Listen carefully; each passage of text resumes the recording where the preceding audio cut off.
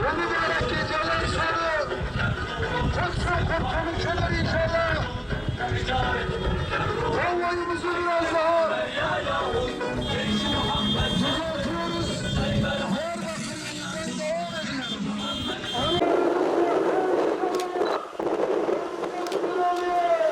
Ve birisi kurtuluyor. Biz Urfa'dan selam veriyoruz bunlara.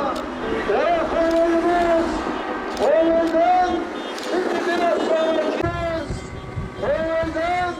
şimdi biraz sonraki alt geçitten çekim için konvoydaki kardeşlerimizin elleriyle bir selam, ayrıca kornalarına basmalarını istiyoruz. Bir sonraki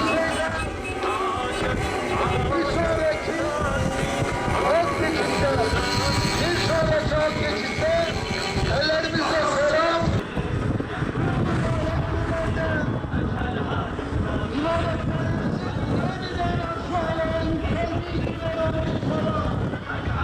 Oruçlarımızın kabul, namazlarımızın kabul olduğu günler, daha makbul olduğu günler olur inşallah. İslam bayrağın yücelerine kadar mücadeleye devam. İnşallah devam ediyoruz. Hareketimizi selamlıyoruz.